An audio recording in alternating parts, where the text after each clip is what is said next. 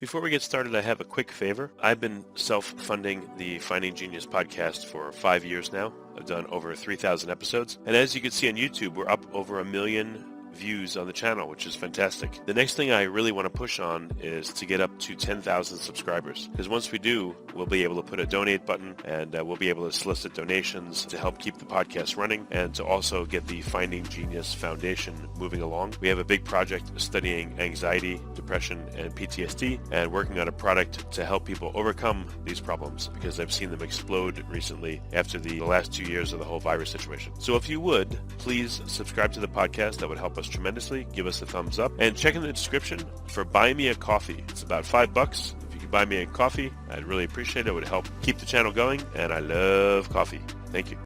Forget frequently asked questions. Common sense, common knowledge, or Google. How about advice from a real genius? 95% of people in any profession are good enough to be qualified and licensed. 5% go above and beyond. They become very good at what they do, but only 0.1% are real geniuses. Richard Jacobs has made it his life's mission to find them for you. He hunts down and interviews geniuses in every field: sleep science, cancer, stem cells, ketogenic diets, and more. Here come the geniuses. This is the Finding Genius Podcast with Richard Jacobs. Hello, this is Richard Jacobs with the Finding Genius Podcast, now part of the Finding Genius Foundation. My guest is Dr. Bonnie Kaplan. She's the author of The Better Brain. She's a professor. She deals with philanthropy. So we're going to talk about the book, The Better Brain, and ADHD in youth and a whole bunch of topics in this area. So welcome, Bonnie. Well, thank you very much, Richard. I'm looking forward to talking to you. Yeah, tell me a bit about your background. How did you get interested in these areas in the first place? Well, I got, my main focus eventually in my career was the role of nutrition in terms of brain development and brain function. And the reason I got into that area really has to do with the way I was educated. I was in experimental psychology and then psychophysiology, physiological psychology, and then postdoc in neuroscience, neurophysiology. And so as my husband always says, I'm not really a psychologist. I'm mostly interested in the biological basis of behavior. And if you're interested in the biological basis of behavior and also behavior when it's not, when there are problems with function, you have to pay attention to nutrition because nutrients are the cofactors that make our brain metabolism work. And so it's absolutely essential to be interested in nutrition. It blows my mind that most people don't know that. I've had people say, what? Nutrition has nothing to do with brain health or brain function. What keeps you alive for 80, 90 years? Food, water, air. But no, it's not important at all. No, they don't affect physiology. Come on. People are funny. Well, I've heard from doctors they only get maybe 1 day of nutrition in medical school. It's very it's really minimized and not looked at very much. But so you read into this, and then where did this take you from there? You keep on with your story. Okay, well, like a lot of people, my career zigged and zagged, but I kept coming back to nutrition. And it was very hard to study. In part, in the 1980s, I ended up dealing with so many fanatics that I just couldn't stand it. I have a predisposition that is not attracted to fanaticism of any kind, Richard. And so I found that really hard when people would say things like, I believe in nutrition. And I'd think, I never said this to a family, but I would think, on a good day, I might believe in God. But nutrition's not a matter of faith. It just is. It's what makes our metabolism work, what makes our brains work. What if you tell people you're fanatically against fanaticism? I've never done that. You're a zealot against fanatics. Really funny. Yes, in a way I am. So anyway, I got back into, at that point, I remember going home and saying, I've had it. I'm going to go back to some of the other things I've done, behavior genetics, etc. Why am I studying nutrition? I can't deal with these people. And I did leave it for about 10 years. And then I got interested again because there were some people in Alberta who I really respected, who showed me data that they had collected when they gave formula of vitamins and minerals to children, and the children got better. And these were kids who were diagnosed with ADHD. So that drew me back in again, and I continued. That was in about 1999 or something. And so for the rest of my career, I studied nutrient treatment of mental health problems.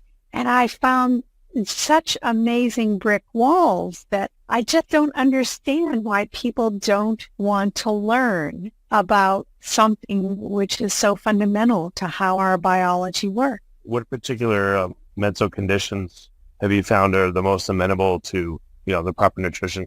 If you look across all of the studies that I'm familiar with, the underlying, well, first of all, when someone gets better, even if they're selected to be in a study because they have depression, ADHD, bipolar, whatever, when they get better, and not everybody gets better, because there are other causes of mental health problems. But when they get better, it's across the board because their entire brain becomes healthier. And it's not just symptoms in a single category, but what I would call the transdiagnostic symptoms, which are the most amenable to the treatment with micronutrients, meaning minerals and vitamins. The easiest to treat are those involving mood dysregulation.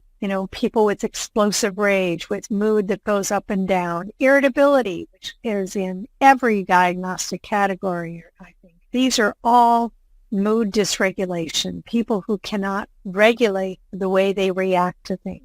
What do you mean irritability is? I didn't understand what you're saying about it. It shows up in every kind of mental problem, or what do you mean? Yeah, it's if you look at diagnostic criteria, something like irritability is there for depression, it's there for mania, it's there for ADHD, it's there in maybe not the cardinal symptoms, but an associated symptom for autism. What have I left out? Anxiety. Irritability just crops up as a characteristic, I would call it, of many, many diagnostic categories. The diagnostic categories are not perfect. I know we need them. Families need them to get services. Researchers need them so that we can publish our papers, But I always say God didn't create our brains with the DSM in hand. So we don't have a little box for depression and a little box for anxiety, etc. We basically have, well, I think I better stop there. I have my own general diagnostic category that's on my wish list for what we should say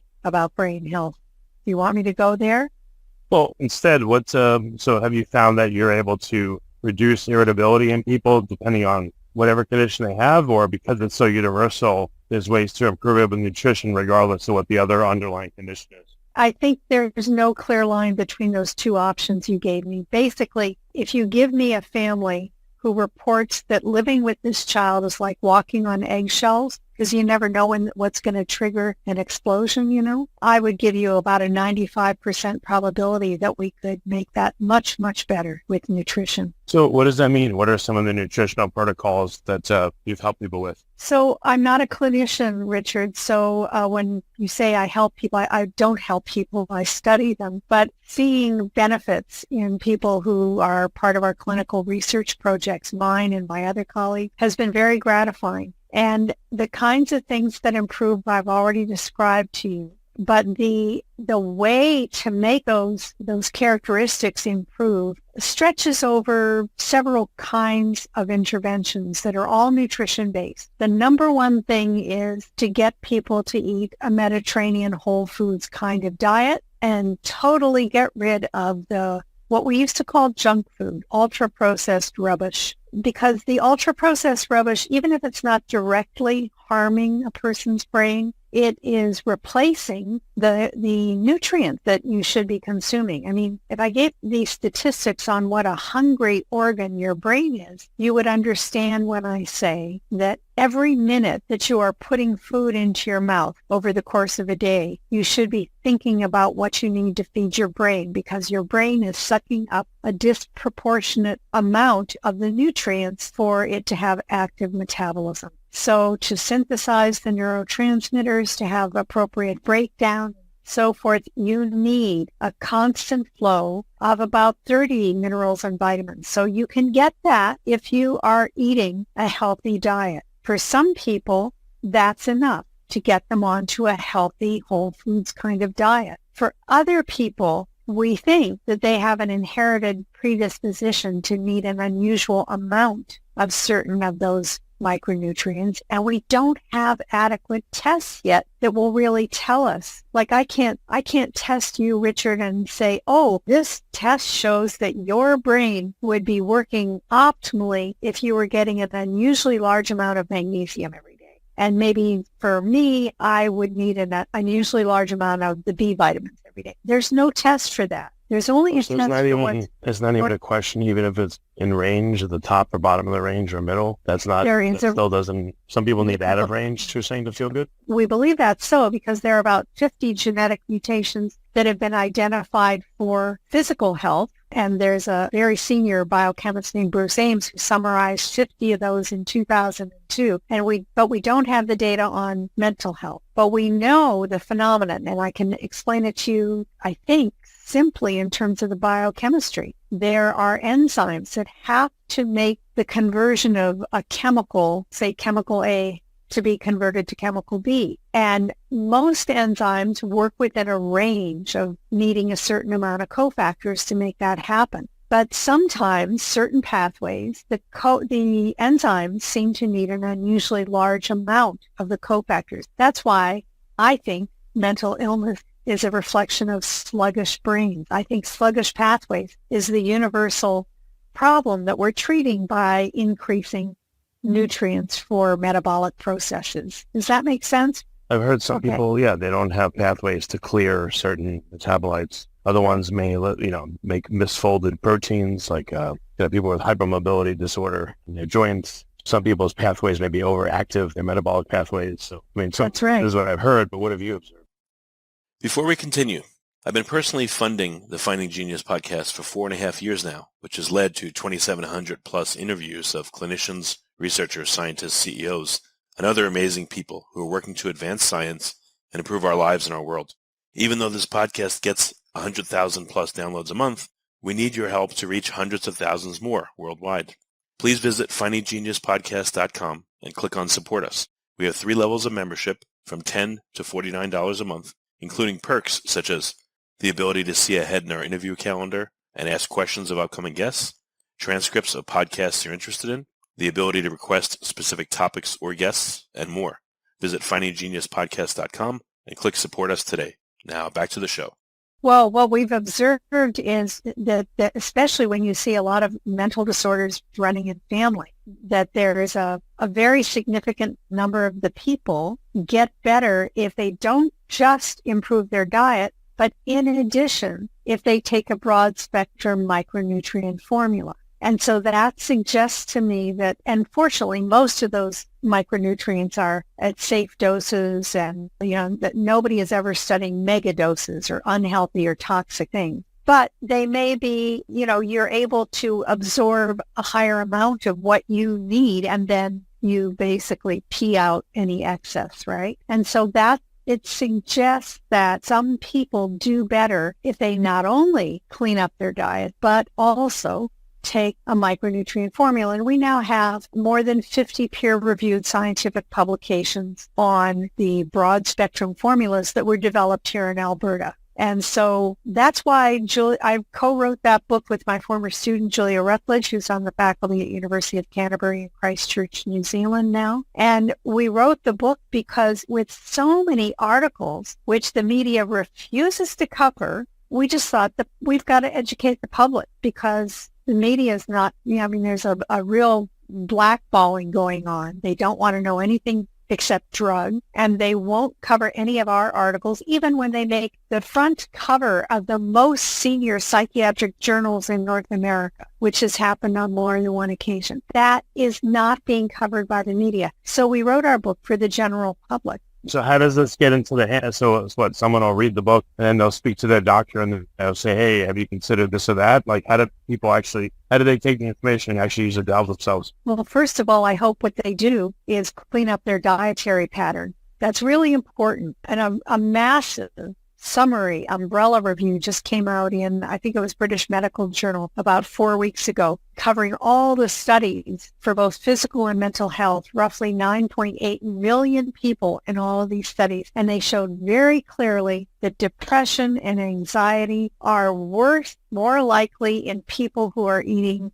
ultra-processed rubbish. So we know that that's a really important thing for our brain. But secondly, I think you're asking me, Richard, if they want to try one of the micronutrient formulas in addition, where do they go? Now, I'm not affiliated with any of the companies who make these, and nor is Julia, nor are any of the scientists. We've seen how big pharma has corrupted the mental health literature by paying for their research for the last 50 years, and we didn't want to go down that pathway. So that's one of the reasons that I've been raising funds for my junior colleagues, because without the money from big pharma, it's hard to do the research. So there are a couple of websites I could give you, and you can put them in your program notes, but please indicate that I'm not affiliated with them. Don't ask me which one to go to, but go look at these websites. And you can buy them on your own. Should you go to your doctor? Yes, go to your doctor. Talk to your doctor. Show them some of the published research. But a lot of doctors will say to you,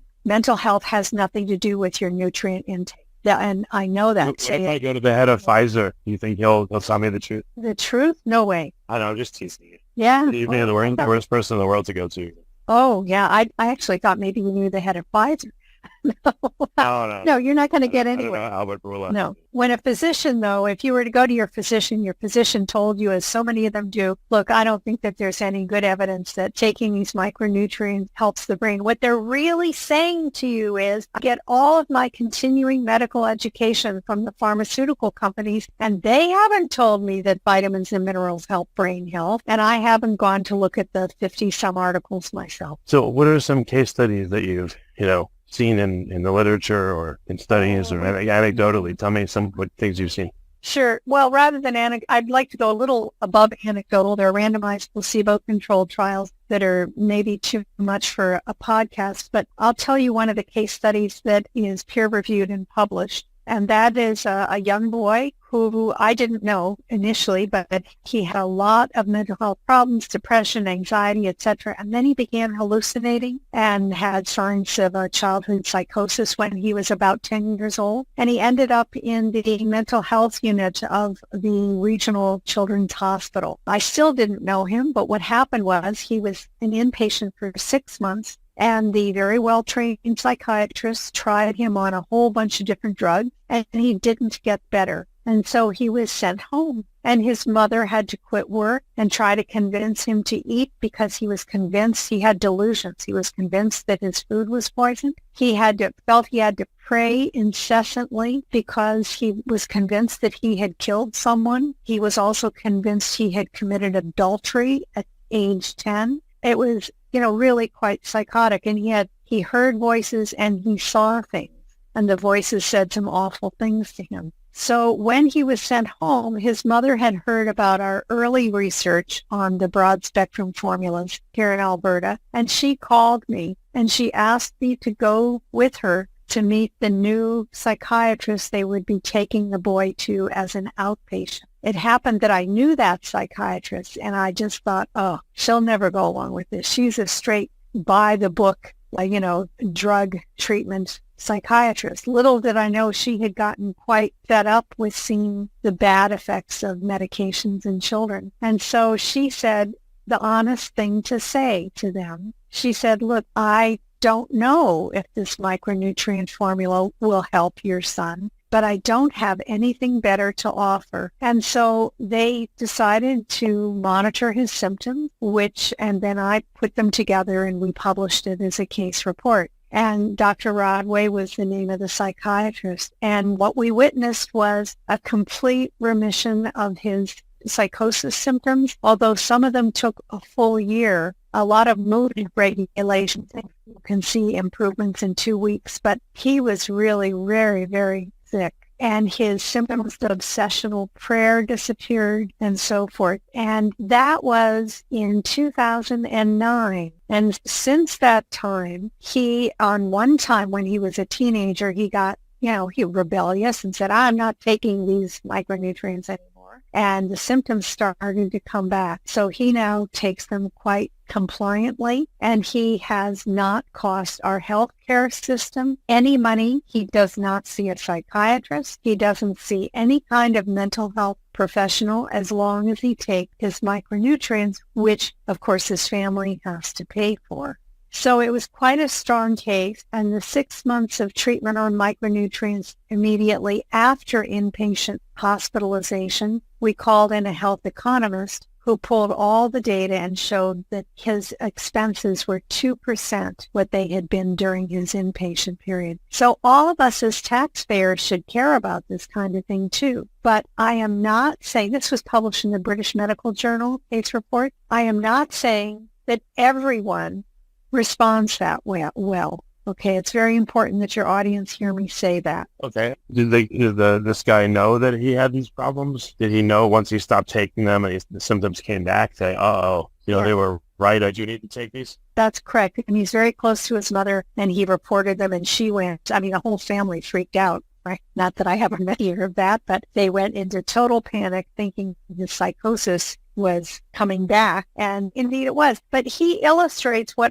there is good reason to think that he has an inherited predisposition for more than the usual amount of micronutrients, because although I never did an evaluation of his dietary intake, I was told that he ate a very healthy diet, and that wasn't enough to control the symptoms, but adding the micronutrients did. Taking them away resulted in symptom return, putting him back on them. Well, he's now, how old is he? He must be late 20s by now, 10 in 2008.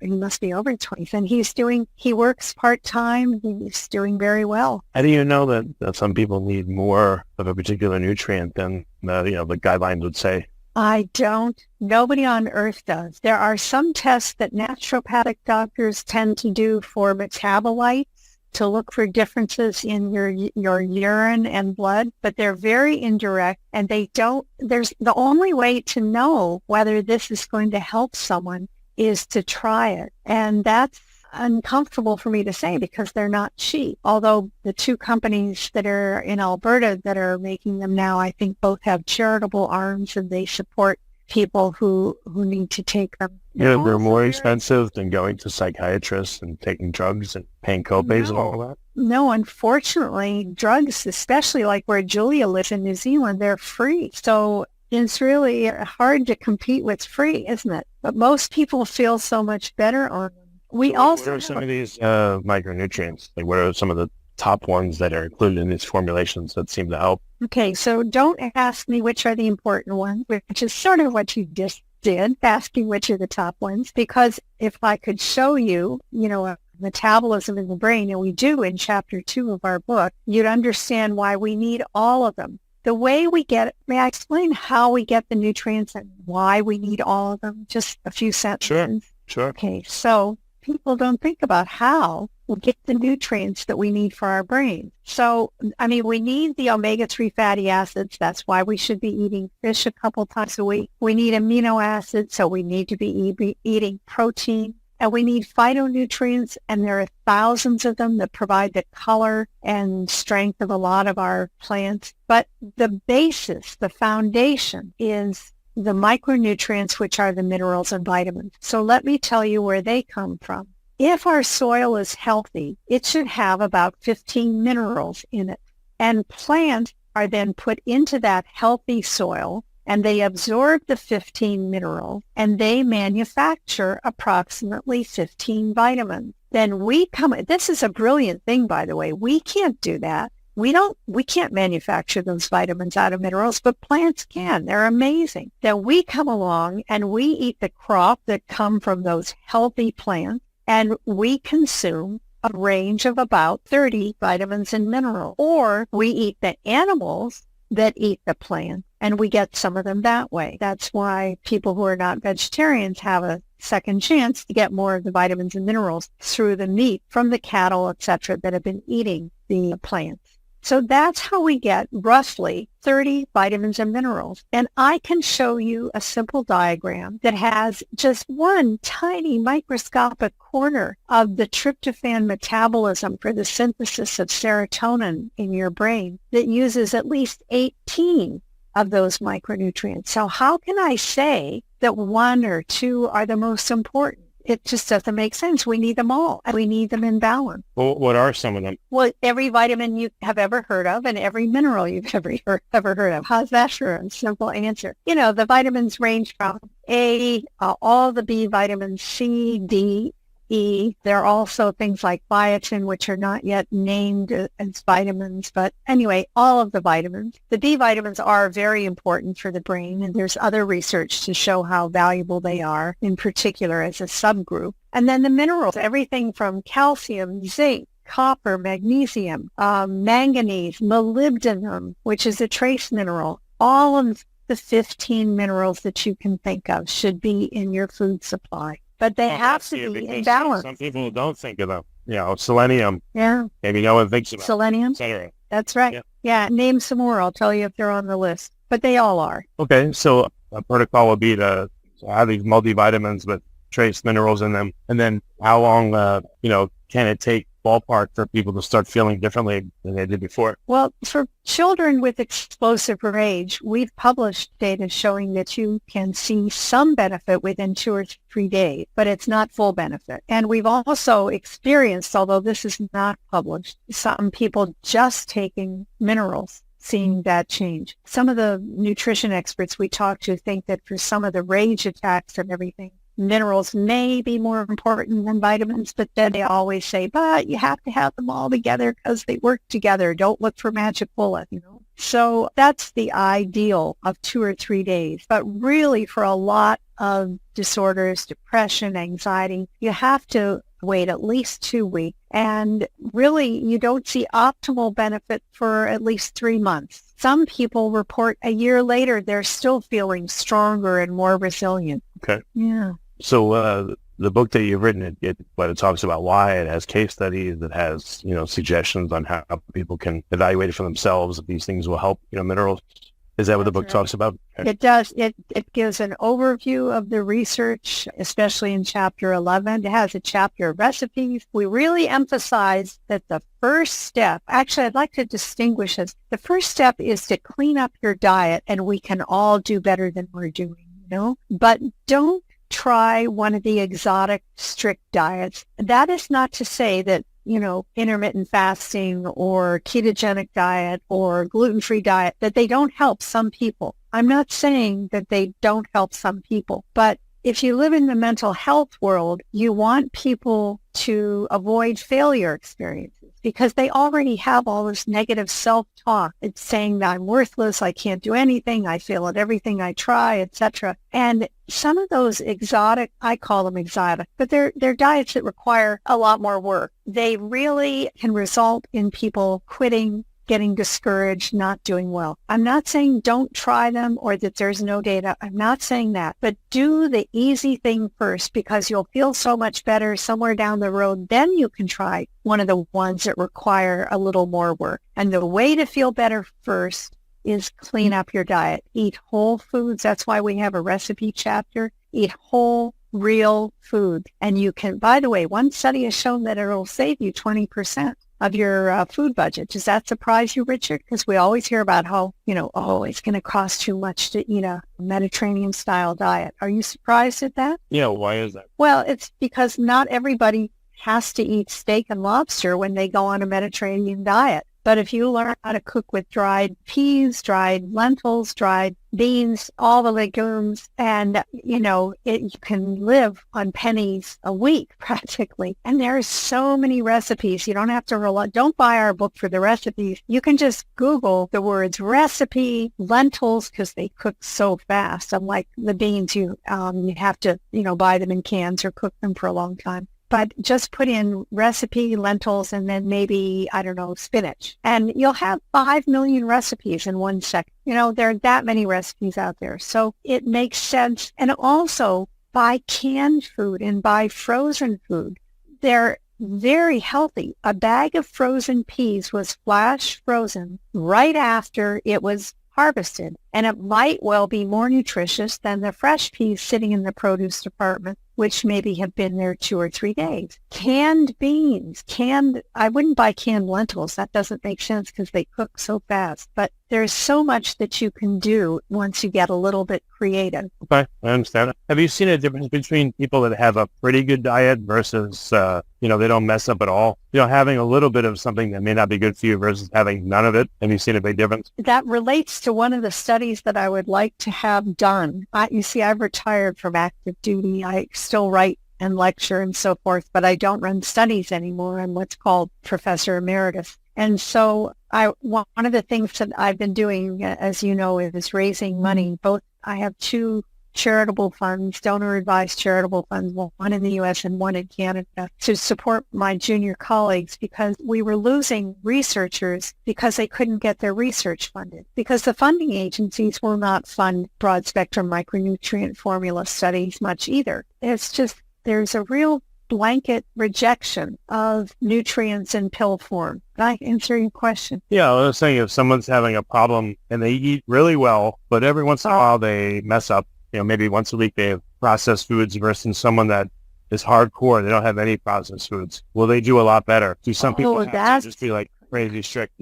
No, well, you're talking to someone who is not a fanatic and is not a purist. And I always say life is not worth living if I can't occasionally have a chocolate chip cookie, Richard. So I don't think there's any evidence that you can never have something that's off the diet again. But if you just clean up your act 6 out of the 7 days and don't totally go nuts on the 7th day, I would imagine that would be fine. But no one's done that study, but I don't think there's any reason to be that fanatical about it. Well, it could help people where they're like, oh, I don't have to be fanatical. Or it could, make some people sad where they feel like they do. Well, if they go off, their diet 1 day a week and they recognize that that's the day they feel yucky and sad, they won't go off their diet as much. I mean, they might have a cookie occasionally, but they won't throw it all to the wind for a whole day because it doesn't feel good. Makes sense. Yeah. Does that make sense?